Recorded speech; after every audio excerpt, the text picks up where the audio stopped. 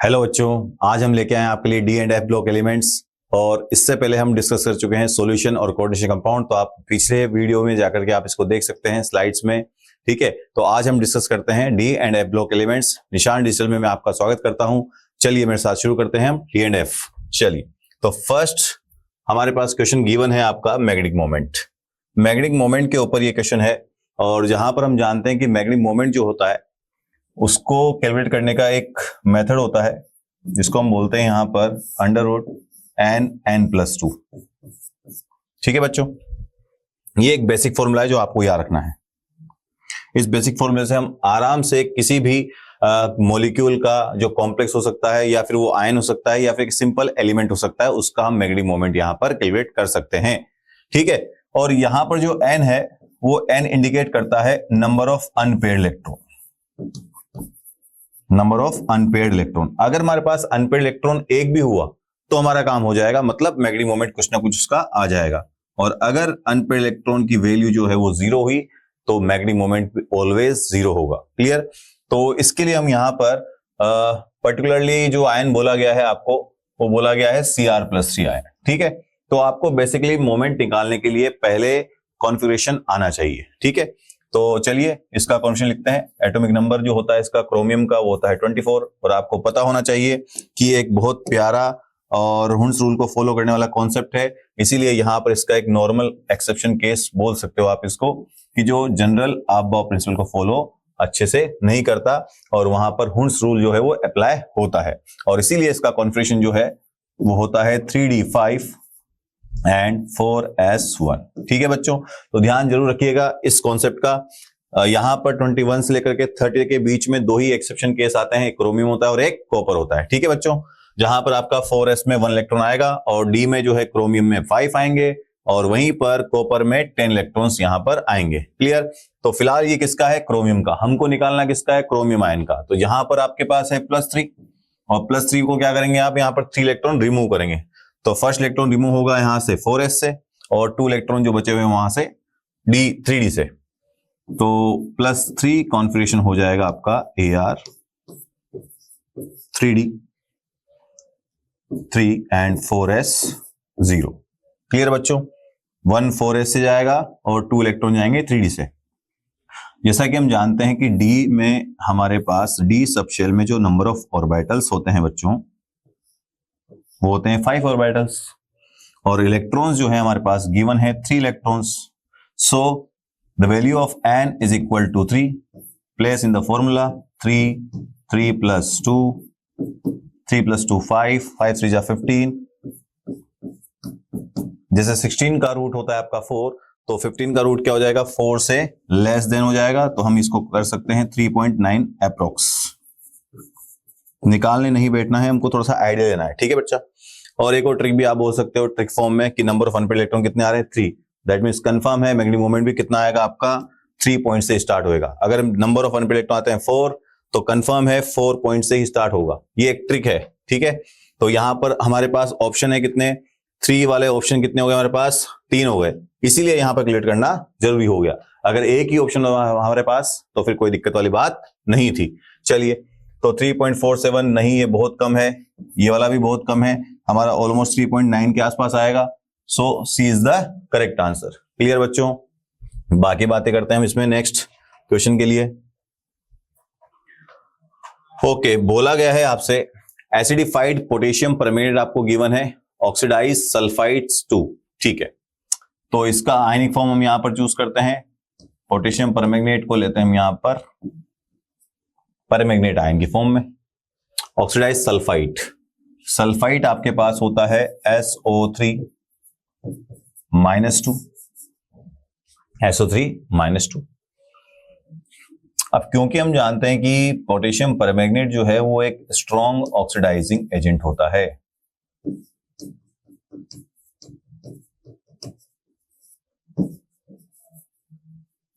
ठीक है, strong oxidising agent होता है जो दूसरे को क्या करता है? ऑक्सीडाइज करता है, और सेल्फ को क्या करता है? रिड्यूस करता है। तो MnO4 जो है, अगर एसिडिक मीडियम बोला गया है, साफ साफ एसिडिक मीडियम बोला गया है, इसीलिए यहां पर एसिडिक मीडियम में पोटेशियम परमैंगनेट जो बनाता है वो बनाता है हमारे पास मैग्नीज +2 आयन। वहीं पर अब सेल्फ का तो हो गया रिडक्शन, सेल्फ का तो हो गया इसका रिडक्शन,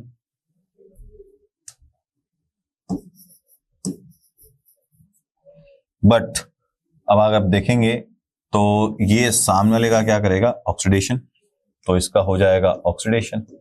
ठीक है बच्चों, बोलो बात समझ में आ गई? चलिए,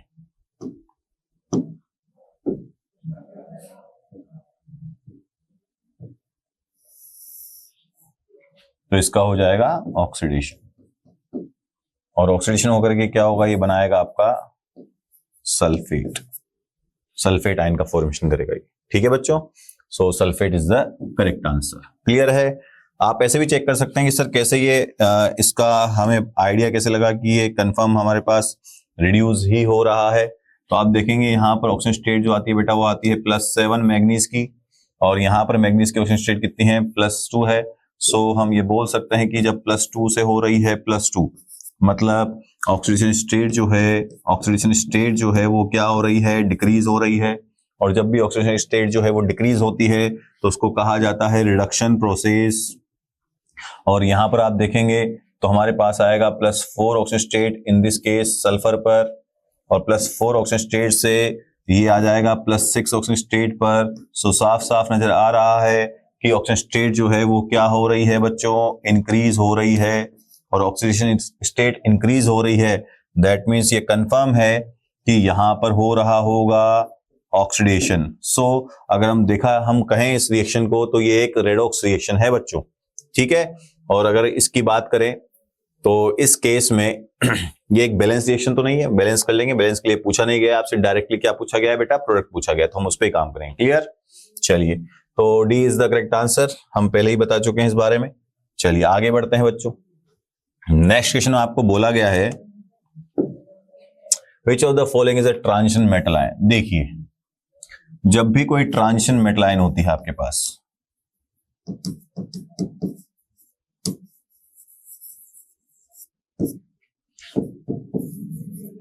तो ट्रांजिशन मेटल आयन की एक खास बात होती है कि उसके डी ऑर्बिटल जो है वो हमारे पास क्या होंगे, वैकेंट होंगे।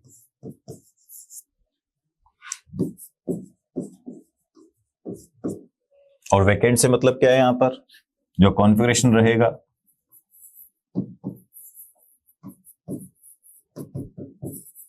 वो रहेगा D12 D9, D12 D9 रहेगा। तो चेक कर लेते हैं। यहां पर बारी लेते हैं हम किसकी, वेनेडियम जो है ना, इसका जो एटॉमिक नंबर होता है, ठीक है, अगर हम इसका एक सिंपल सा फिनोमेनन है, scandium, titanium, vanadium, chromium, manganese, iron, cobalt, nickel, copper, zinc.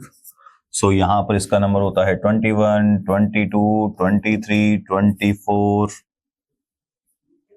And 25, 26, 27, 28, 29 and 30।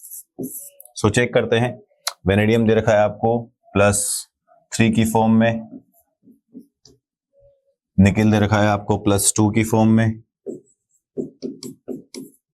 और कोबाल्ट दे रखा है आपको +2 की फॉर्म में,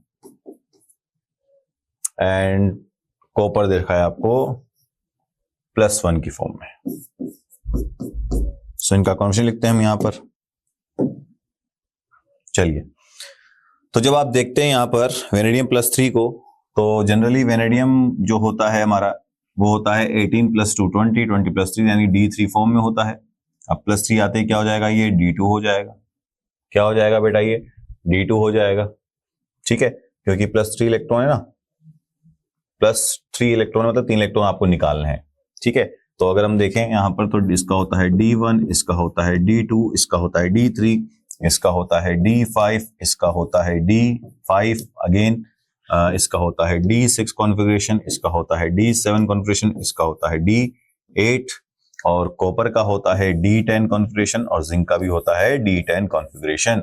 और इस बिहाफ पर हम देखें तो 2 इलेक्ट्रॉन जो है वो जाएंगे कहां से, S4s ऑर्बिटल से, और 1 इलेक्ट्रॉन जाएगा कहां से, तो यहां पर बचेगा D2। ठीक इसी तरह से हम देखें यहां पर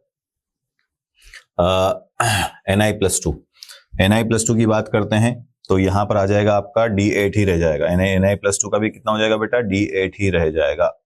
फिर बोला गया है कोबाल्ट+2, अगर कोबाल्ट+2 की बात करते हैं तो कोबाल्ट+2 में भी आप देखेंगे तो S इलेक्ट्रॉन जाएंगे तो यहां पर भी इसका क्वेश्चन कितना हो जाएगा, D7 हो जाएगा। देन फाइनली हमारे पास बचता है कौन, कॉपर+1, और कॉपर+1 में हो जाएगा हमारे पास D10। तो अगर हम यहां से क्वेश्चन लिखते हैं इसमें से देख करके, तो वेरिडियम+3 पर आता है D2 कॉन्फ़िगरेशन, कॉपर+1 पे आता है D10 कॉन्फ़िगरेशन, और Ni+2 पे आता है आपका D8 कॉन्फ़िगरेशन, और कोबाल्ट+2 पे आता है D7 कॉन्फ़िगरेशन।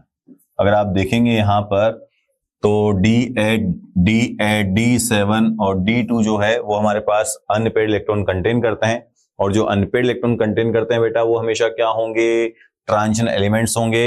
बट यहां पर क्या पूछा गया है बेटा, नोट पूछा गया है, इसलिए इसका आंसर क्या होगा, कॉपर होगा। इसलिए इसका आंसर क्या होगा, कॉपर होगा। चलिए आगे बात करते हैं नेक्स्ट क्वेश्चन की तरफ।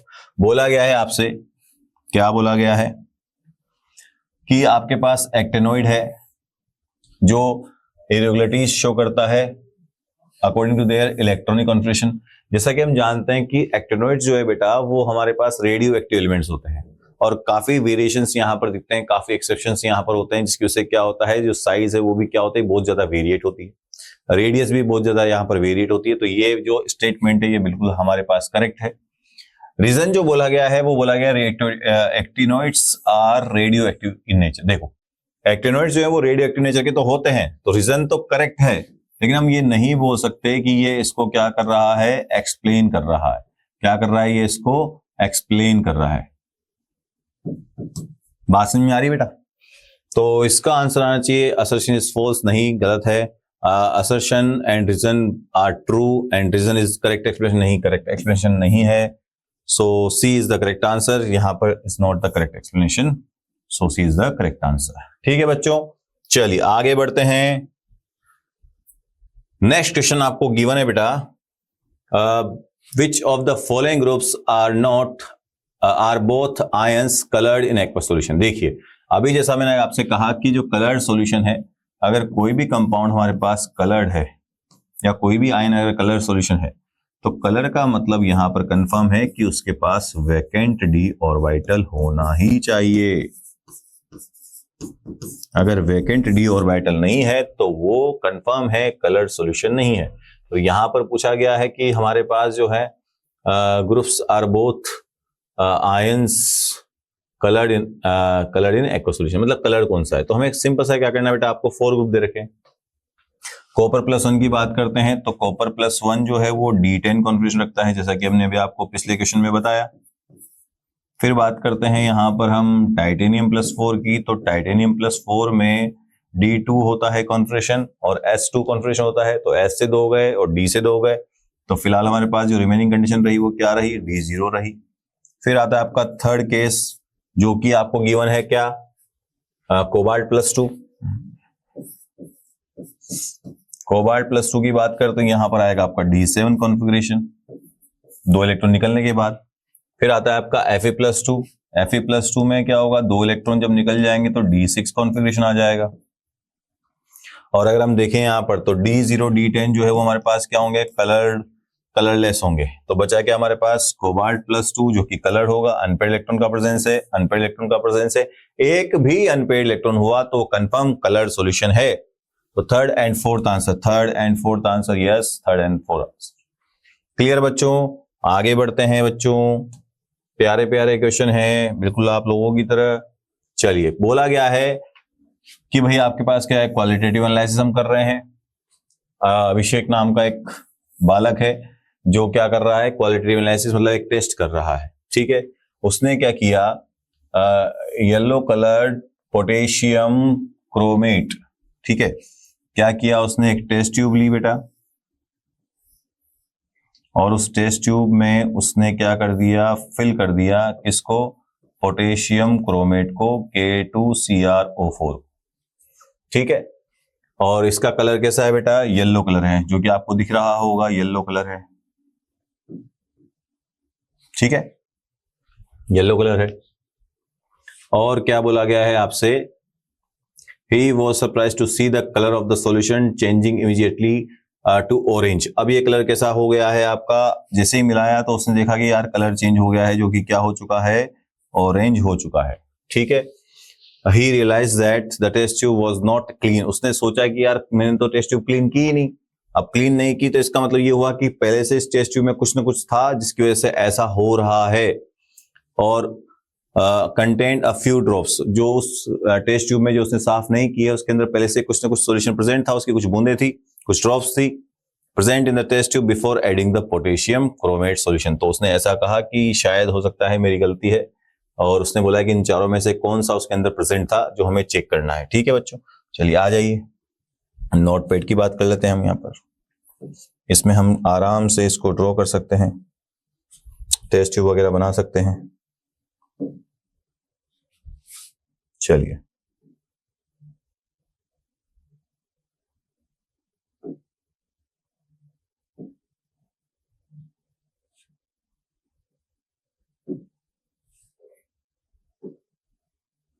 ठीक है,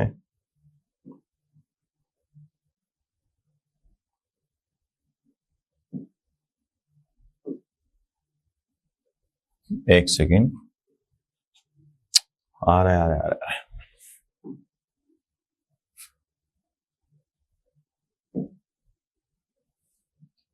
चलिए देखते हैं क्या हो रहा है। Yes, okay. तो हमें यहाँ पर क्या करना है, टूल्स लेकर के एक बार इसकी डिटेलिंग करनी है।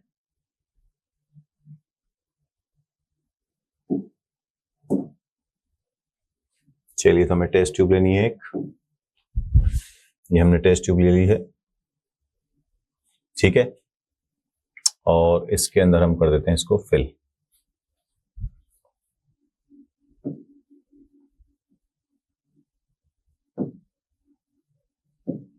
येलो कलर हमने क्या कर दिया इसमें, यहां पर येलो कलर को फिल कर दिया है। ठीक है,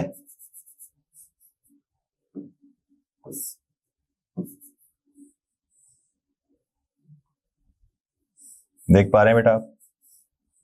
ठीक है, बट दिक्कत क्या है कि जो ये हमारे पास येलो कलर था, ये था किसका, K2CrO4, जो कि चेंज हो चुका है इनटू ऑरेंज। तो जैसे हमने इसके अंदर डाला तो इसके अंदर क्या हो गया, ये कलर जो है वो कैसा हो गया, ऑरेंज हो गया।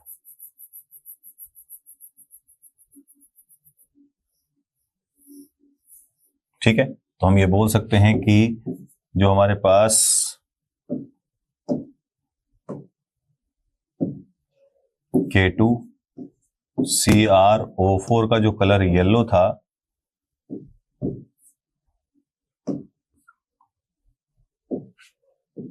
उसको टेस्ट ट्यूब में डालने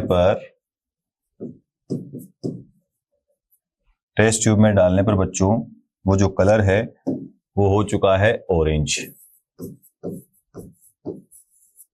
टेस्ट ट्यूब में डालने पर वो कलर क्या हो गया, ऑरेंज। अब इसका मतलब ये था कि टेस्ट ट्यूब में पहले से कोई दूसरा सब्सटेंस यहां पर प्रेजेंट था, तो वो हमें यहां पर पता लगाना है। तो हम जानते हैं कि अगर हम इसका आयनिक फॉर्म लेते हैं बेटा, किसका आयनिक फॉर्म लेते हैं, CrO4 का आयनिक फॉर्म लेते हैं। तो अगर आप इसको एसिडिक मीडियम में डालेंगे, किसमें डालेंगे बेटा, एसिडिक मीडियम में डालेंगे, तो एसिडिक मीडियम में डालने पर ये कन्वर्ट होता है डाइक्रोमेट में। और ये तभी हो सकता है जब यहां पर क्या प्रेजेंट हो, एसिडिक मीडियम प्रेजेंट हो।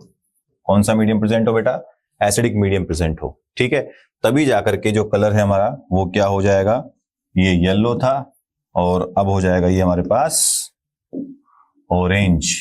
तो येलो से ऑरेंज होने का कारण क्या है, एसिडिक मीडियम। तो हमें एसिडिक मीडियम पे क्या करना है, टिक मार्क करना है। ओके, चलिए देखते हैं ऑप्शंस क्या दिए हैं आपको। HCl solution, yes, first option is the correct answer. ठीक है बेटा, फर्स्ट ऑप्शन ही हमारे पास क्या है, करेक्ट ऑप्शन है। क्लियर, चलिए आगे बढ़ते हैं। The element having D10, okay, element को क्या बोला गया है, इसका कॉन्फिगरेशन क्या है हमारे पास, कोई एलिमेंट है उसका कॉन्फिगरेशन है AR आर्गन 3D 10 है एंड 4s1 है। ठीक है बच्चों, इलेक्ट्रॉन क्वेश्चन आपको गिवन है तो बोला गया किसका है, साफ साफ है, आपको सिंपली एक बार नंबर काउंट कर लीजिए। या तो आर्गन का 18 होता है, 18 प्लस 10 28, 28 प्लस 1 29 और 29 होता है किसका, कॉपर का। सो C is the correct answer. बहुत इजी क्वेश्चन, बहुत लल्लू क्वेश्चन, बहुत लल्लू क्वेश्चन। चलिए आगे बोला गया आपसे, आपको डिफरेंट डिफरेंट आयंस आपको गिवन है। पहला आयन आपके पास है फेरिक आयन, स्कैंडियम का आयन आपको गिवन है +3 ऑक्सीजन स्टेट में, क्रोमियम का आयन आपको गिवन है +3 ऑक्सीजन स्टेट में, और कोबाल्ट का आयन भी आपको प्रेजेंट है +3 ऑक्सीजन स्टेट में। विच इज कलरलेस, आपको कलरलेस फाइंड आउट करना है। जैसा मैंने कहा आपसे +3 की फॉर्म का मतलब है कि D5 कॉन्फ़िगरेशन, +3 का मतलब हुआ D0 configuration, and again chromium +3 है तो हमने कहा था कि S में 1 इलेक्ट्रॉन होता है तो 1 वहां से जाएगा, D में 5 होते हैं तो 2 वहां से जाएंगे, तो यहां पर भी क्या होगा D3 आ जाएगा। कोबाल्ट का नंबर 27 होता है तो D7 होता है इसका, तो S से 2 जाएंगे और 1 जाएगा आपका D से, तो बच जाएगा D6 configuration.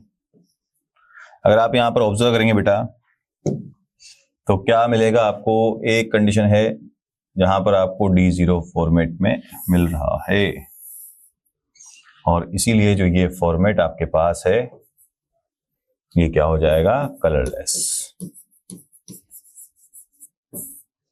That's why C is the correct answer. Clear बच्चों, चलिए आगे बढ़ते हैं, नेक्स्ट क्वेश्चन की तरफ मूव ऑन करते हैं। कौन सा स्टेटमेंट है जो हमारे पास क्या है, इनकरेक्ट है। इनकरेक्ट ऑप्शन आपको यहां पर चूज करना है बेटा। बोला गया है ionic radius decreases from lanthanum to lutetium. देखिए लेंथेनम आपके पास एलिमेंट है और आप बढ़ रहे हैं यहां पर लुटेशियम की तरफ, 57 नंबर इसका होता है और आप बढ़ रहे हैं कहां पर, 71 की तरफ। इसका मतलब आप सिंपल सी बात है कि आप लेफ्ट से राइट की साइड जा रहे हैं। तो एक बेसिक कॉन्सेप्ट क्या बोलता है कि लेफ्ट से राइट जाने पर क्या होता है, शेल आपके सिंपली क्या होते हैं, कांस्टेंट होते हैं। बेसिक जो जनरल ट्रेंड है वो फॉलो कर रहे हैं हम। शेल्स क्या होते हैं, कांस्टेंट होते हैं। प्रोटॉन्स जो है वो लगातार बढ़ रहे हैं तो इलेक्ट्रॉन भी बढ़ रहे हैं, बट इलेक्ट्रॉन सेम शेल में बढ़ रहे हैं। इलेक्ट्रॉन जो इंक्रीज हो रहे हैं वो सेम शेल में इंक्रीज हो रहे हैं, बट प्रोटॉन बढ़ने से क्या हो रहा है हमारे पास, जेड इफेक्ट जो है वो क्या हो रहा है, इंक्रीज हो रहा है, जिसकी वजह से हमारे पास जो साइज है उसमें क्या आने वाला है, डिक्रीमेंट आने वाला है। So this one is correct, but हमें क्या चूज करना है बेटा यहाँ पर, इनकरेक्ट। तो ये आंसर बिल्कुल भी नहीं हो सकता है। चलिए फिर बोला गया है क्या, नेक्स्ट बोला गया आपको zirconium and hafnium have a almost similar atomic radius. जैसे हम जानते हैं कि टॉप से बॉटम में जाने पर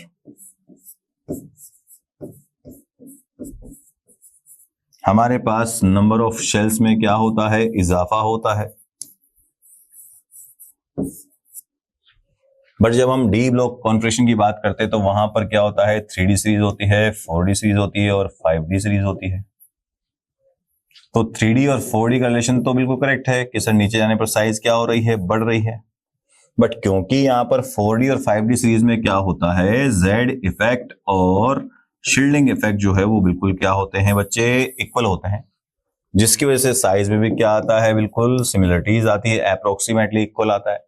बोला गया यहाँ पर zirconium hafnium almost identical atomic radius. Yes, इसका होता है लगभग 159 पिकोमीटर के आसपास, इसका होता है 160 पिकोमीटर के आसपास। तो आप देख सकते हैं कि 1 पिकोमीटर का डिफरेंस है और पिकोमीटर मतलब होता है 10 की पावर -12, जो कि बहुत बहुत बहुत कम है। और यही रीजन है कि ये वाला ऑप्शन भी करेक्ट है। चलिए आगे बोलते हैं, इसी टर्म को बोला गया है लेंथेनाइट कॉन्ट्रैक्शन, बिल्कुल करेक्ट है। फिर आगे क्या बोला गया है बच्चों,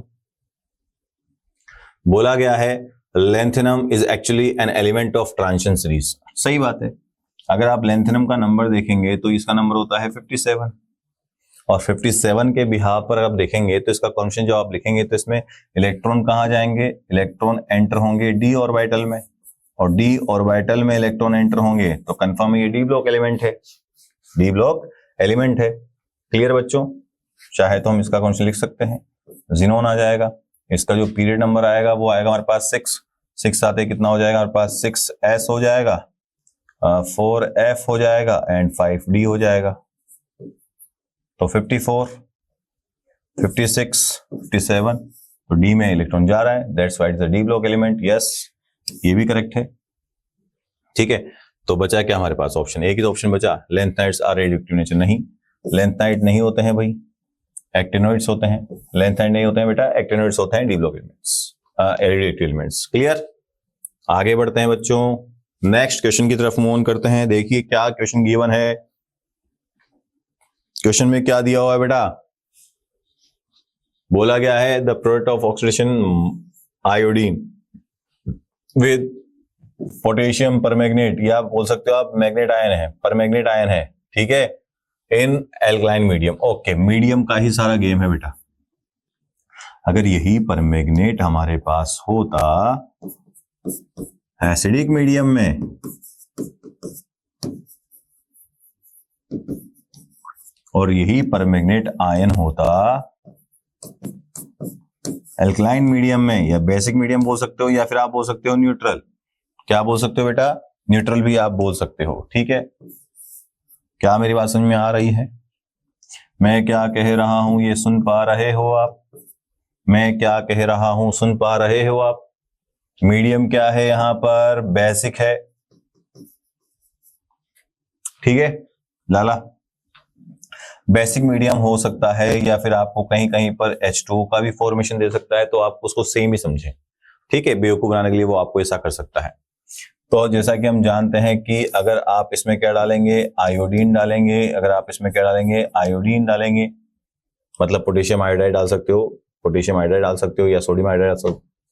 तो उस केस में एसिडिक मीडियम में जो हमारे पास परमैंगनीट आयन है, एसिडिक मीडियम में बनता है मैग्नीज आयन, और परमैंगनीट आयन बेसिक मीडियम में बनता है आपका मैग्नीज डाइऑक्साइड, जहां पर आई का क्या होता है? ऑक्सीडेशन, और ये बनाता है हमारे पास I2 का फॉर्मेशन। जबकि यहां पर क्या करता है? ये आयोडीन का फॉर्मेशन बिल्कुल भी नहीं कर सकता। आयोडीन के क्रिस्टल बनेंगे केवल किसमें? एसिडिक मीडियम में। बेसिक मीडियम में बनता है हमारे पास IO3- यानी आयनिक फॉर्म में कन्वर्ट होता है ये। ठीक है, और एक आयोडो ऑक्साइड है, तो अगर हम देखें यहाँ पर तो IO3- आएगा। ठीक है बच्चों, मैंने दोनों ही केस बता दिए। जरूरी नहीं है कि एसिडिक एल्कलाइन मीडियम में पूछे, एसिडिक मीडियम में पूछे तो आपको ये कर देना है, क्योंकि ये क्या होता है बेटा? स्ट्रॉन्ग ऑक्सीडाइजिंग एजेंट होता है, विच ऑक्सीडाइज अदर। तो इसने इसका क्या कर दिया? ऑक्सीडेशन कर दिया। क्या कर दिया? ऑक्सीडेशन। दोनों ही केस में क्या हुआ है? इसका ऑक्सीडेशन ही हुआ है। और दोनों ही केस में मैग्नीज डाइऑक्साइड का, manganese peroxide, sorry potassium permanganate का क्या हुआ है? रिडक्शन हुआ है। दैट्स व्हाई हम ये बोल सकते हैं कि ये एक रिडॉक्स रिएक्शन है। ठीक है बच्चे, चलिए आगे बढ़ते हैं। क्या बोला गया है आपसे? आपसे बोला गया है कि cuprous salt are diamagnetic. Check कर लेते हैं। क्यूप्रस का मतलब होता है Cu+1, और इसका मतलब होता है कि आर्गन 3D10 4s0। D10 होने का मतलब है अनपेड इलेक्ट्रॉन का जो नंबर होता है वो 0 होता है। That's why it is the correct. Cuprous ion has a completely filled d orbital. Yes, it is also correct, and it is a correct explanation. So that both assertion and correct are true, and is the correct explanation. So B is the correct answer. Clear बच्चों? चलिए आगे बढ़ते हैं। Which of the following is the softest metal? देखिए बच्चों, बहुत simple सी बात है। D6, D10, D1, D10। But आपको पता है कि कॉपर जो है वो किस फॉर्म में होता है बेटा? कॉपर +2 की फॉर्म में होता है, तो यहाँ पर D9 हो जाएगा। तो transition transition transition non transition, इसलिए क्या होगा? ये सॉफ्टेस्ट मेटल हो। ठीक है, आगे बढ़ते हैं। ओके, तो क्वेश्चन क्या बोल रहा है बेटा? आपको बोला गया है यहाँ पर actinoid show wide range of oxygen state. Actinoid elements जो होते हैं वो wide range of oxygen state show करते हैं, इसके बारे में आपसे बोला गया है असर्शन में। अब जैसा कि हम जानते हैं कि एक्टिनोइड्स जो हैं वो होते हैं हमारे पास 90 से लेकर के 103 तक एक्टिनोइड एलिमेंट्स होते हैं। और इन एक्टिनोइड एलिमेंट्स में अगर आप देखेंगे तो जो इनका वेरिएबल ऑक्सीजन स्टेट होता है वो होता है +2 से लेकर के +7 तक। ठीक है बच्चों, तो ये एक तरह से वाइड रेंज हो गई, तो ये बोल सकते हो आपकी असर्शन जो है वो बिल्कुल करेक्ट है। वहीं पर बात करते हैं यहाँ पर रीजन की, तो बोला गया है actinoids are radioactive in nature. हाँ, रेडियो एक्टिव इन नेचर होते हैं एक्टिनोइड्स, ये हमें पता है, बट ऐसा नहीं बोल सकते आप कि जो ऑक्सीजन स्टेट है उसकी वजह से ऐसा होता है, बिल्कुल नहीं। तो रीजन भी करेक्ट है, असर्शन भी करेक्ट है, बट आपस में ये एक्सप्लेनेशन के बारे में बात नहीं करता है। So both are true but not correct explanation of the assertion. Clear बच्चों, आगे बढ़ते हैं, नेक्स्ट क्वेश्चन की तरफ मूव ऑन करते हैं हम। क्वेश्चन आपको बोला गया है, बैलेंस करने के लिए बोला गया है आपको इक्वेशन। आपके पास गिवन है परमैंगनेट आयन और आयोडीन के साथ आपको दिया हुआ है और कंप्लीट भी करना है रिएक्शन को, ठीक है, इन द एसिडिक मीडियम। ठीक है बच्चों, चलो तो कंप्लीट करते हैं इसको। Permanganate ion, iodine and H+। Okay, चलिए आते हैं हमारे मेन मुद्दे पर। चलिए, तो क्या है कहानी, जानते हैं इसी की जुबानी। मैग्नेट आयन आपके पास है, एसिडिक मीडियम में आपको गिवन है और आयोडीन के साथ। अब जैसा कि हम जानते हैं कि परमैंगनेट आयन जो है वो हमारे पास होता है, यानी पोटेशियम परमैंगनेट जो होता है वो एक होता है हमारे पास स्ट्रॉन्ग ऑक्सीडाइजिंग एजेंट, जो दूसरे को क्या करेगा, ऑक्सीडाइज करेगा इन एसिडिक मीडियम। ये हमेशा बनाएगा आपका I2। अब क्योंकि इसका तो हो गया है ऑक्सीडेशन, ठीक है, तो ये सेल्फ का क्या करेगा, रिडक्शन, और बनाएगा आपका Mn+2। ओके बच्चों, क्या बनाएगा, Mn+2। चलिए इसको बैलेंस करते हैं। बैलेंस करने की टेक्निक क्या है हमारे पास, आयन इलेक्ट्रॉन मेथड है, MnO4 माइनस हाफ रिएक्शन में कन्वर्ट कर देंगे इसको, और यहां पर आएगा आपका Mn+2। ठीक है, और इस साइड हम चूज कर लेते हैं iodine ion with respect to I2। Balance करेंगे, I2 2 लगा दिया, फिर यहां पर आप देखेंगे तो Mn 1 है, Mn 1 है, ऑक्सीजन 4 है, ऑक्सीजन को बैलेंस करने लगाया जाता है 4 मोल ऑफ H2O। यहां पर आप देखेंगे हाइड्रोजन के एटम कितने हो गए, 8 एटम हो गए, क्योंकि एसिडिक मीडियम है इसलिए आप क्या लेंगे, यहां पर 8H+ लेंगे। ठीक है बच्चों, और अब चार्ज की बारी है, तो चार्ज आप देखेंगे तो यहां पर +8 और इधर है -1, तो +7 चार्ज है। यहां पर आप देखेंगे तो ओवरऑल जो चार्ज आया है वो +2 आया है। +7 और +2 इनको बैलेंस करेंगे हम यहाँ पर, तो यूज करेंगे हम यहाँ पर इलेक्ट्रॉन्स का, तो 5 इलेक्ट्रॉन्स ऐड होंगे। दोबारा मैं मेंशन कर देता हूं इसको, यहाँ पर परमैंगनेट आयन के साथ क्या आ जाएगा आपका, डिफरेंस कितना आ रहा है, यहाँ पर 5 का आ रहा है, दैट मींस 5 इलेक्ट्रॉन्स यहाँ पर कैरी हो जाएंगे, क्योंकि इलेक्ट्रॉन पे चार्ज नेगेटिव होता है। तो 7 में से अगर 5 जाएगा तो कितना बचेगा, रिमेनिंग 2 बचेगा। ठीक है, जो कि हो जाएगा हमारे पास +2 चार्ज एंड +2 चार्ज। क्लियर बच्चों, आगे बढ़ते हैं। तो Mn+2 as well as 4 mole of H2O।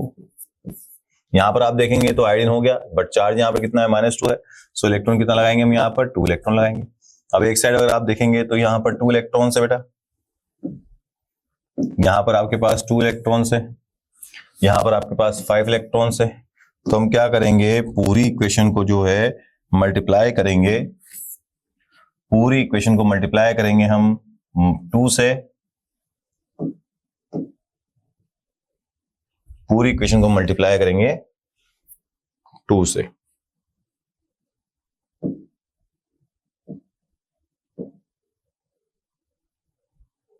कहां गई हमारी इक्वेशन, ओके आ गई।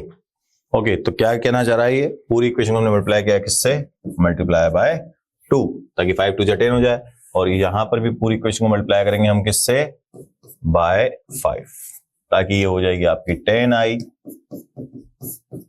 और यहां पर आ जाएगा 5I2 और 10 इलेक्ट्रॉन, ताकि इलेक्ट्रॉन से इलेक्ट्रॉन जो है वो कैंसिल हो जाए। ठीक है बच्चों, तो हम दोनों को एक साथ कम्युलेट करके लिख सकते हैं। लेफ्ट साइड वाले में हमारे पास कौन है, MnO4 माइनस, जो कि हो चुका है 2, 8 की जगह हो जाएगा 16H+, और 5 की जगह हो जाएगा 10, तो 10 इलेक्ट्रॉन से कैंसिल हो जाएगा। और लेफ्ट में कौन कौन है हमारे पास, लेफ्ट में आता है 10I-, ठीक है, और दूसरा हो जाएगा हमारे पास, क्योंकि 2 से मल्टीप्लाई किया तो क्या जाएगा, 2Mn+2 आ जाएगा, देन 4 की जगह 8H2 आ जाएगा, ऐसे ही राइट में आ जाएगा हमारे पास 5I2। So it is the balance reaction. ठीक है बच्चों, तो इस तरह से बैलेंस करनी होती है रिएक्शन को। तो 2 16 हाइड्रोजन है, ठीक है, और 2 और 5 आयोडीन है। चलो चेक करते हैं। 10 2 16 2 8 एंड 5। चलिए, तो इस तरह से रिएक्शन को क्या किया जाता है, बैलेंस किया जाता है। एज वेल एज यहां पर हम देखेंगे जो नेक्स्ट इक्वेशन हमारे पास है, डाइक्रोमेट आयन है, फेरस आयन के साथ रिएक्शन हो रही है एसिडिक मीडियम में, तो क्या बनेगा वो हम देखते हैं यहां पर। चलिए, तो डाइक्रोमेट आयन, फेरस आयन और H+ एसिड। ओके,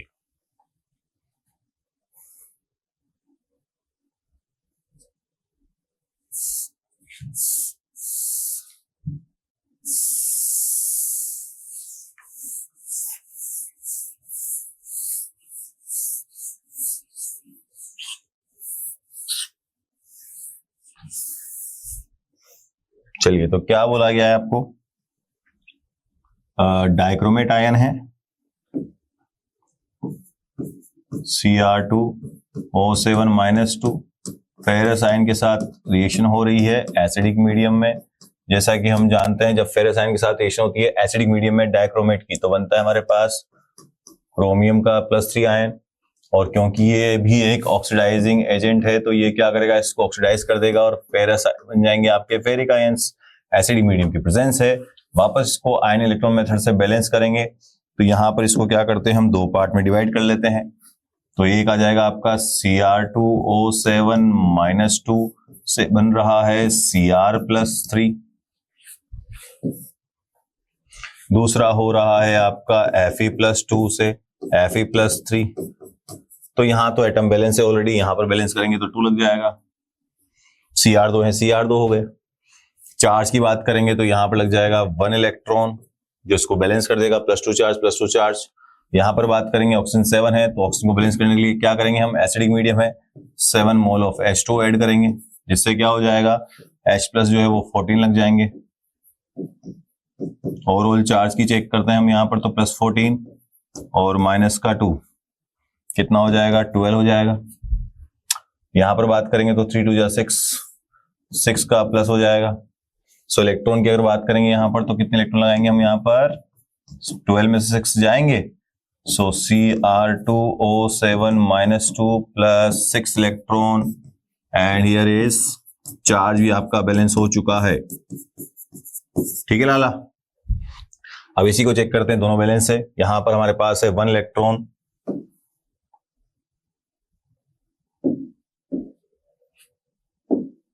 यहां पर हमारे पास है 1 इलेक्ट्रॉन,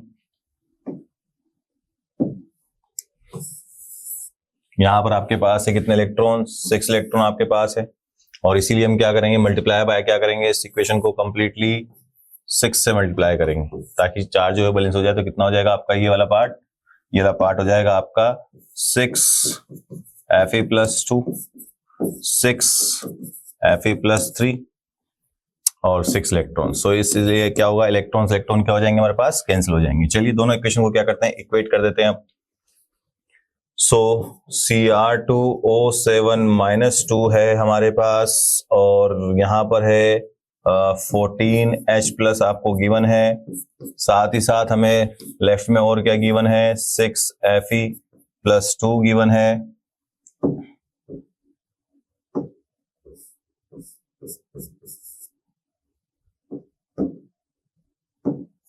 ठीक है, और साथ में गिवन है आपको, ओके हो गया ना, 1 कंपोनेंट, 2 एंड 3 कंपोनेंट। ठीक है, 3 कंपोनेंट हो गए हमारे। रिएक्शन का साइन ड्रॉ करेंगे। क्या बोला गया है, 2Cr+3 गिवन है बेटा, साथ में आपका 7H2O and here is 6 Fe+3। ठीक है, तो 6 इलेक्ट्रॉन से 6 इलेक्ट्रॉन क्या हो जाएंगे, कैंसिल हो जाएंगे, एक लेफ्ट में और एक राइट में, दैट्स व्हाई। तो हम बोल सकते हैं यहां पर कितना आ रहा है, Cr2 डायक्रोमेट का 1 है, H+14 है, Fe जो है वो कितना हो गया था, 6 हो गया था। ओके, 6 लगाएंगे यहां पर। ठीक है, तो Fe 6 हो गया, 14 हो गया, इधर 2 एंड 7। चलिए जी चेक करते हैं हम यहां पर, क्या हमारा यही आंसर आ रहा है, यस 1 14 6 2 6 7। वेरी गुड, बहुत बढ़िया। चलिए बच्चों आगे बढ़ते हैं। क्या बोला गया है आपसे बोला गया है transition element generally form coloured compounds. Transition element जो है वो कलर कंपाउंड्स का फॉर्मेशन करते हैं। ऐसा क्यों होता है बच्चों? क्योंकि हमें पता है कि जो ट्रांजिशन एलिमेंट्स होते हैं, उन ट्रांजिशन एलिमेंट्स की बात करें तो यहां पर इनका वैकेंट डी ऑर्बिटल होता है D1 से लेकर के D9 तक। और जब जब भी वैकेंट ऑर्बिटल होगा वहां पर जो प्रॉपर्टीज होंगी वो कैसी होंगी? कलर कॉम्प्लेक्सेस टाइप की होंगी, ठीक है। और इसीलिए क्या होता है, ये हमारे पास transition elements are coloured in nature. अब जिंक के बारे में बोला गया है कि यार zinc is not regarded as a transition element. तो हमने कहा कि अगर हम जिंक की बात करते हैं तो जिंक का होता है D10 कॉन्फ़िगरेशन। और जब जिंक का D10 कॉन्फ़िगरेशन होता है तो ये बताता है इस बात को ये जाहिर करता है कि मैं जो हूं वो फुलफिल ऑर्बिटल हूं। और जब कोई ऑर्बिटल फुलफिल होता है, स्पेशली डी ऑर्बिटल की बात करते हैं हम, तो फिर कंफर्म है वो क्या होगा? कलरलेस होगा बच्चों। क्या होगा? कलरलेस होगा। बोलो बात समझ में आती है? चलिए, तो due to the presence of unpaired electron in D sub shell due to D transition, ठीक है, डी ट्रांजिशन मतलब डी ऑर्बिटल, ठीक है, due to the presence of fully filled sub shell in ground state and its oxygen state. मतलब अगर आप +2 में भी देखेंगे ना बेटा, तो +2 स्टेट में भी क्या आएगा? ये D10 ही आएगा। या फिर जिंक फॉर्म में देखेंगे तब भी क्या आएगा बेटा? ये D10 ही आएगा। इसलिए ये हमारे पास क्या होगा? कलरलेस होगा। बट ट्रांजिशन एलिमेंट जो है वो हमारे पास होते हैं कहां से कहां तक? स्कैंडियम से लेकर के आप बोल सकते हैं कॉपर तक। ये सारे एलिमेंट्स हमारे पास क्या होंगे? ट्रांजिशन एलिमेंट्स होंगे। चलिए नेक्स्ट क्वेश्चन की तरफ मूव ऑन करते हैं बच्चों। 16 क्वेश्चन आपको गिवन है। The elements of 3D transition series are given as this. Answer the following. आपको बोला गया है कि ट्रांजिशन सीरीज दी गई है आपको, ठीक है। स्कैंडियम का नंबर होता है यहाँ पर 21 और 21 से दिया हुआ है आपको 30 तक। बोला गया है copper has exceptionally positive electrode potential and why. बोला गया है कि कॉपर जो है वो एक्सेप्शनली इलेक्ट्रोड पोटेंशियल है। ऐसा क्यों होता है? कॉपर की बात कर लेते हैं। मतलब यहां पर जो इलेक्ट्रोड पोटेंशियल है इन सभी एलिमेंट्स का बच्चों, जिंक को भी अगर मिला लें तो सबका इलेक्ट्रोड पोटेंशियल जो है वो क्या है होता है? नेगेटिव होता है बच्चों। बट कॉपर का जो है वो इलेक्ट्रोड पोटेंशियल होता है आपका प्लस का 0.34 वोल्ट। और इसका रीजन आपसे पूछा गया है क्वेश्चन में। बोलिए, क्वेश्चन समझ में आया आपको? चलिए, तो बहुत प्यारा क्वेश्चन है, बहुत इंपॉर्टेंट क्वेश्चन है। काफी बार ये क्वेश्चन पूछा जाता है बच्चों। अगर ये क्वेश्चन आया तो ये बहुत प्यारा क्वेश्चन बनेगा। इसको आप हार्ड में डाल सकते हो। अगर आपको क्वेश्चन आता है तो आप ये सिंपल में भी कर सकते हो, ठीक है। दोनों ही केसेस में ये हमारे पास बहुत बेहतरीन क्वेश्चन है। चलिए, तो शुरू करते हैं इस क्वेश्चन की कहानी। क्या कहना चाह रहा है बेचारा? बोल रहा है कॉपर है। अब देखिए, कॉपर की जब आप बात करते हो बेटा, तो कॉपर की कहानी बहुत आसान है। कॉपर आपके पास होगा सॉलिड स्टेट में। अब किसी भी सॉलिड सब्सटेंस को आप क्या करते हो बेटा? गैसियस सब्सटेंस में चेंज करते हो तो लगती है एनर्जी, ऊर्जा लगेगी। क्या लगेगी? ऊर्जा लगेगी, एनर्जी लगेगी, ताकत लगेगी। और उसके लिए हम यहां पर इस एंथैल्पी का नाम देते हैं सब्लिमेशन एंथैल्पी, और ये होती है आपकी पॉजिटिव। That means required. अब क्योंकि जब आप क्या करते हैं, गैसियस फॉर्म को चेंज करते हैं आप किसमें? गैसियस आयन में, तो यहां पर 2 बार आपको एनर्जी देनी पड़ेगी। एक एनर्जी होगी आपकी आयनाइजेशन एंथैल्पी फर्स्ट, एक एनर्जी होगी आपकी आयनाइजेशन एंथैल्पी सेकंड। सो ये आ जाएगी आपकी total ionization enthalpy of copper to copper +2।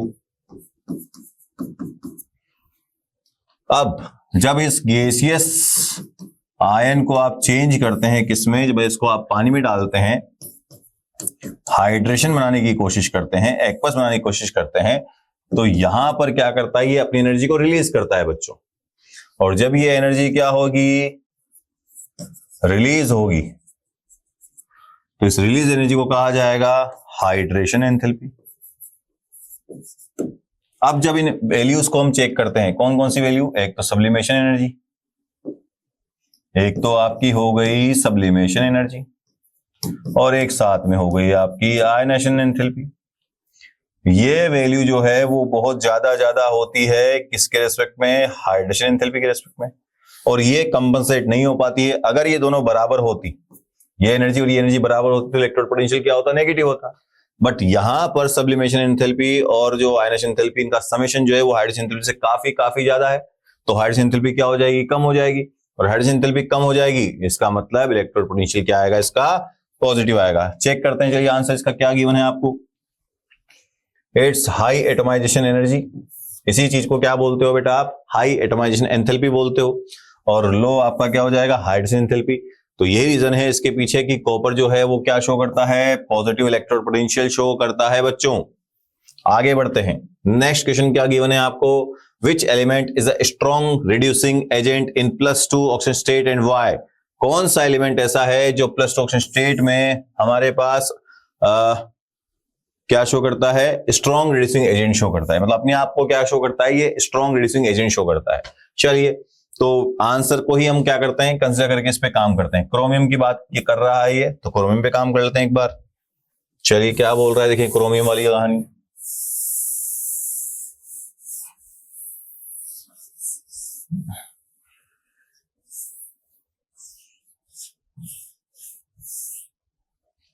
ठीक है, क्रोमियम है हमारे पास, ओके, और क्रोमियम जो है वो +2 ऑक्सीजन स्टेट +2 ऑक्सीजन स्टेट के रेस्पेक्ट में स्ट्रॉन्ग रिड्यूसिंग एजेंट है, ओके ठीक है। चलो पहले फर्स्ट ऑफ ऑल हम लिखते हैं क्रोमियम का ऑक्सीजन स्टेट से पहले भी हम लिखते हैं क्या, कॉन्फ़िगरेशन। तो कॉन्फ़िगरेशन क्या होता है, AR, क्योंकि आपको पता है ये बहुत अच्छा केस है, इसलिए इसका जो स्टेज जो है वो क्या होगा, 3d5 होगा एंड 4s1 होगा। +2 की बात कर लेते हैं, +2 में 2 इलेक्ट्रॉन्स निकलेंगे, एक यहां से 4s से जाएगा, एक 5 से जाएगा, तो बच जाएगा कितना, 4 बच जाएगा। अगर +3 की बात करते हैं तो ये हो जाएगा 3d3, 4s0। तो आप देखेंगे यहां पर कि अगर ये +2 से +3 में जा रहा है तो इसका सेल्फ क्या हो रहा है, ऑक्सीडेशन हो रहा है, यानी सेल्फ का क्या हो रहा है, ऑक्सीडेशन हो रहा है। तो कंफर्म है ये दूसरे के लिए क्या होगा, रिड्यूसिंग एजेंट। अब असर ऐसा क्यों हुआ, हम ये भी तो कर सकते थे कि इसमें एक इलेक्ट्रॉन जोड़ सकते थे तो Cr+1 बन जाता, लेकिन यहां पर Cr+2 के रेस्पेक्ट में कंपेयर करने के लिए बोला गया है बेटा। और इसी वजह से अगर आप देखेंगे तो D3 जो है वो एक्चुअली में क्या होता है, T2G हाफ फिल्ड होता है CFT के अकॉर्डिंग बेटा। इसके अकॉर्डिंग क्रिस्टल फील्ड थ्योरी जब आप पढ़ेंगे तो वहां पर आपको मिलेगा, जैसा कि हमने पिछले जो कोर्डिशी कंपाउंड है वहां पे वीडियो में हमने बहुत अच्छे से एक्सप्लेन किया है, तो आप वहां पर भी जाकर के देख सकते हैं, ठीक है। तो उस प्लेलिस्ट में भी आप जाकर देख सकते हैं कोर्डिशी कंपाउंड की लिस्ट, वहां पर हमने इसको अच्छे से एक्सप्लेन किया है बच्चों, ठीक है। तो D3 जो है वो T2G है, और T2G वो हाफ फिल्ड है, और half filled configuration is more stable then the other configuration, that's why ये खुद का कंफर्म क्या करेगा, सेल्फ का क्या करेगा, ऑक्सीडेशन। और जो सेल्फ का कर रहा है ऑक्सीडेशन वो कंफर्म है बच्चों, क्या होगा, रिड्यूसिंग एजेंट होगा, क्या होगा, रिड्यूसिंग एजेंट होगा। बाकी अगर आप सब में चेक करेंगे तो ऐसा पॉसिबल नहीं हो पाएगा, that's why Cr is a strong reducing agent. Clear बच्चों, चलिए आगे बढ़ते हैं, नेक्स्ट क्वेश्चन की तरफ मूव ऑन करते हैं। यहां पर दिया हुआ भी है वैसे D4 to D3 and stable half field configuration of T2G level. Next question, again same question है, बोला गया है जिंक है सोल्ट आर कलरलेस। चलिए भैया जिंक जो है ना वो कलरलेस इसलिए है क्योंकि आप देखेंगे तो जिंक +2 की फॉर्म में क्या होगा, 3d10 होगा, अकेला जिंक होगा तब भी क्या होगा, D10 होगा और 4s2 होगा, बट D10 है, फुलफिल कॉन्फ़िगरेशन है, और फुलफिल कॉन्फ़िगरेशन में कोई भी अनपेयर्ड इलेक्ट्रॉन प्रेजेंट नहीं है, और अनपेयर्ड इलेक्ट्रॉन प्रेजेंट नहीं है, दैट मींस ये एक क्या होगा, कलरलेस कंपाउंड होगा या कलरलेस आयन होगा। क्लियर है बच्चों, बोलिए बोलिए, मुंह से बोलिए, जल्दी बोलिए, काम करिए फटाफट से। आगे क्वेश्चन वापस वैसा ही आया है जो हमने पहले आपको बताया था, ठीक है।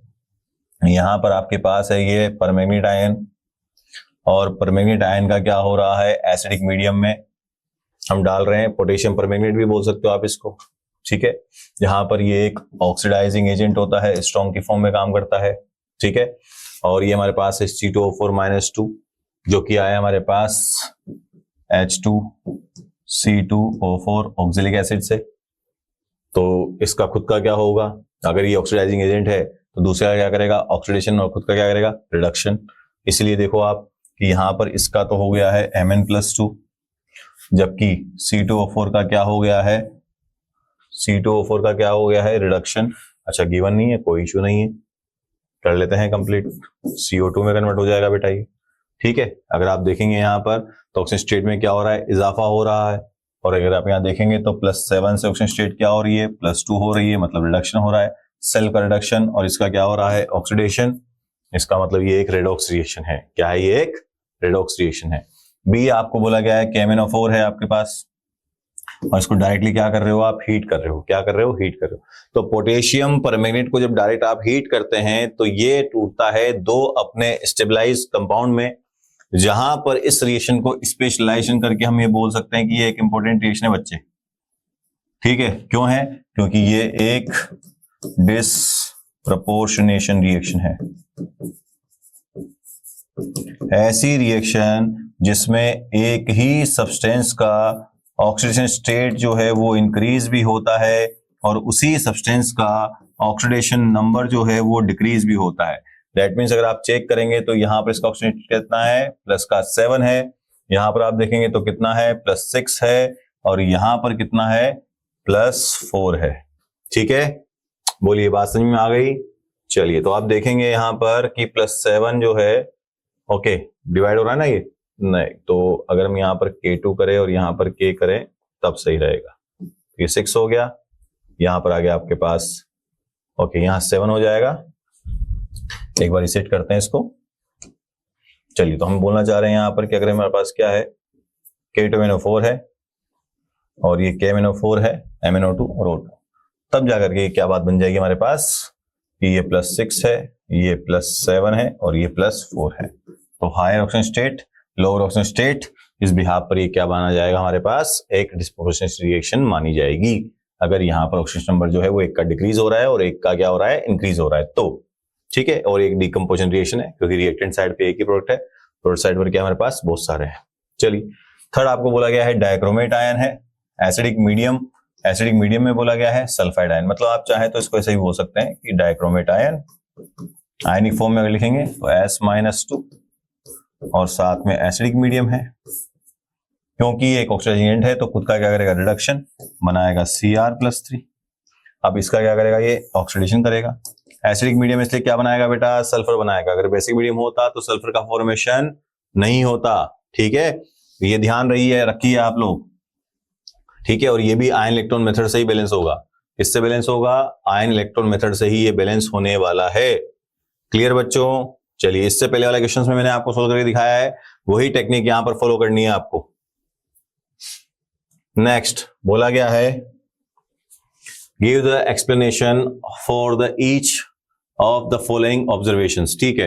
With the same d orbital configuration D4, Mn+3 ion is an oxidizing agent where Cr+2 ion is a reducing agent। तो जैसा मैंने आपको बताया बेटा, मैग्नीज +2 को अगर आप देखेंगे तो इसका होता है D5 कॉन्फ़िगरेशन, और मैग्नीज +3 का अगर आप देखेंगे तो होता है D4 कॉन्फ़िगरेशन।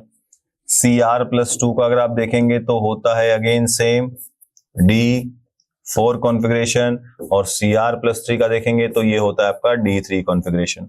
तो अगर आप देखेंगे मैग्नीज को बोला गया है ऑक्सीडाइजिंग एजेंट, मतलब क्या करेगा, दूसरे का ऑक्सीडेशन करेगा, खुद का क्या करेगा, रिडक्शन करेगा।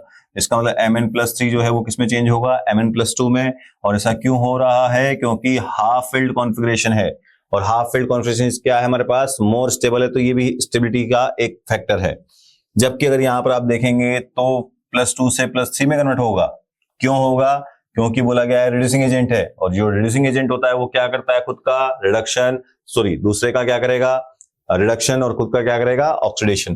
तो यहां पर इसका हो रहा है ऑक्सीडेशन, और इसी वजह से क्या बन रहा है, D3 बन रहा है, जो कि T2G क्या होता है, अगेन हाफ फिल्ड कॉन्फ़िगरेशन है T2G3 में, और ये क्या होगा, ये भी हमारे पास क्या है, स्टेबल केस है।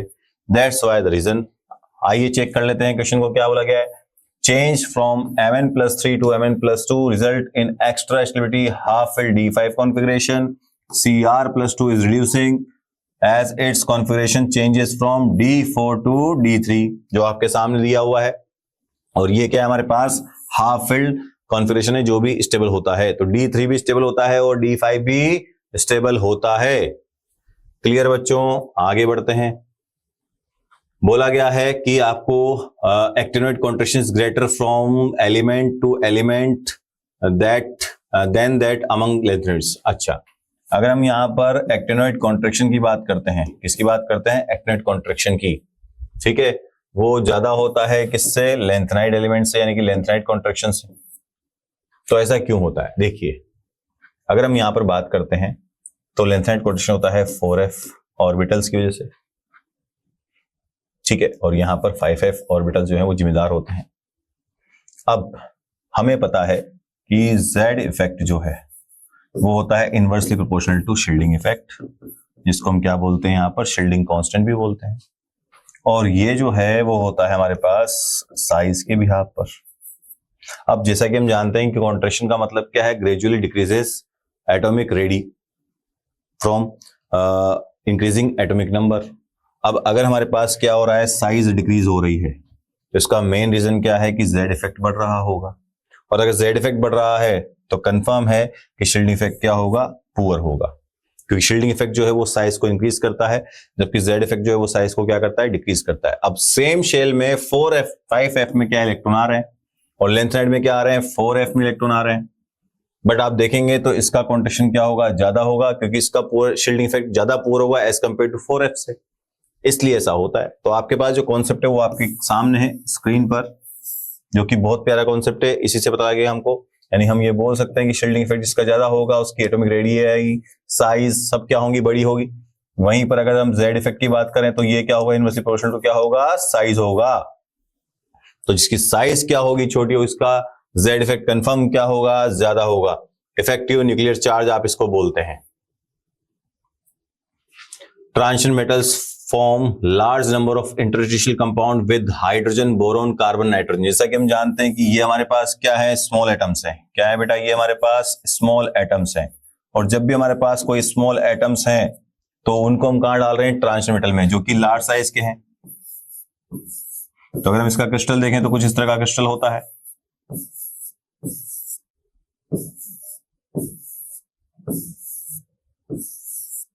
ठीक है, अब इस क्रिस्टल में हम क्या करते हैं, छोटी छोटी जगह है, क्या है बच्चे, छोटी छोटी छोटी छोटी जगह है। ये छोटी छोटी जगह जितनी भी दिख रही है आपको, इस छोटी छोटी जगहों में क्या आ सकता है, small voids, these are called small voids. Voids मतलब एम्प्टी स्पेसेस। वॉइड्स मतलब क्या है बेटा, एम्प्टी स्पेसेस। और वॉइड्स मतलब एम्प्टी स्पेसेस है, मतलब यहां पर क्या होगा, खाली जगह पर क्या होगा, कुछ ना कुछ दूसरे एटम्स आ सकते हैं, लेकिन साइज छोटी है। स्मॉल वॉइड्स हैं तो फिर स्मॉल साइज के एटम आएंगे, मतलब यहां पर फिक्स हो जाएगा। हाइड्रोजन भी फिक्स होता है, तो ये क्या करेगा, इस जगह को क्या कर देगा, इस जगह को कर देगा ये हरा भरा। हरा भरा मतलब फुलफिल कर देगा। क्या कर देगा बच्चों, भर देगा, भर देगा। जैसे झोली भर दो मेरी। ओके बच्चों, तो क्रिस्टल की स्ट्रेंथ जो है वो बढ़ जाएगी और इन्हीं को कहा जाएगा इंटरस्टिशियल कंपाउंड्स। क्या कहा जाएगा, इन्हीं को इंटरस्टिशियल कंपाउंड्स कहा जाएगा बच्चों। ठीक है, small size gate trapped inside the crystal lattice of transition metals, जैसा कि मैंने आपको दिखाया है। ठीक है बच्चों, चलिए, बोला गया है आपको कि Mn+2 से Mn value for manganese is highly negative. Okay, ये हाईली नेगेटिव वैल्यू है इसकी, हाईली नेगेटिव वैल्यू है, where Mn+3 to Mn+2 is highly positive. अब इसका रीजन क्या है बेटा, सिंपल सी बात है।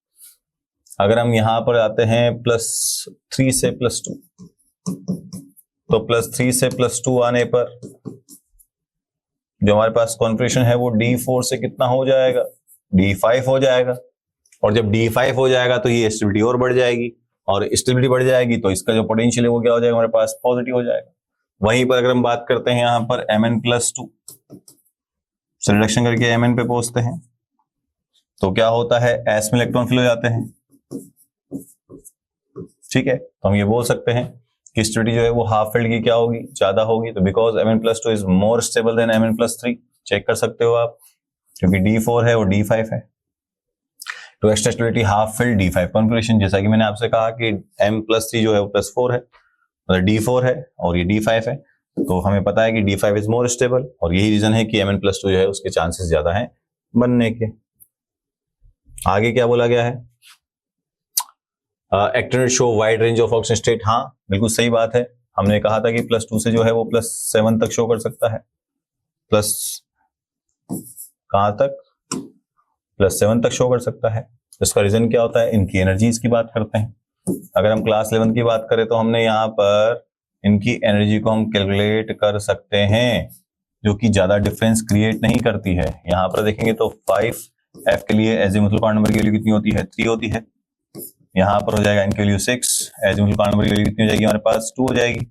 यहाँ पर हो जाएगा 7 और एजिमुथल क्वांटम नंबर की वैल्यू कितनी हो जाएगी, 0 हो जाएगा आपका 8, ये हो जाएगा आपका 8, हो जाएगा 7। तो ज्यादा डिफरेंस नहीं है, एनर्जी जो है वो क्या ऑलमोस्ट बराबर है, due to the comparable energy of 5F 6D and 7S। चलिए आगे बढ़ते हैं। ट्रांजिशन मेटल्स है वो high melting points. Transition metals का हाई मेल्टिंग पॉइंट होने का रीजन ही ये क्या है, क्योंकि ट्रांजिशन मेटल्स के पास क्या होते हैं, अनपेयर्ड इलेक्ट्रॉन्स होते हैं। D1 से D9 तक जो एलिमेंट्स होते हैं उनके इलेक्ट्रॉन्स क्या होते हैं, अनपेयर्ड होते हैं।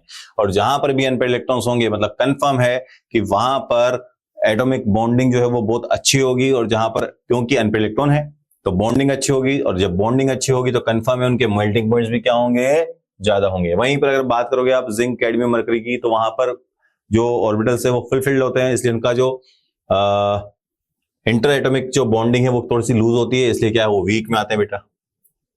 ठीक है बच्चों, चलिए तो आगे करते हैं क्वेश्चन।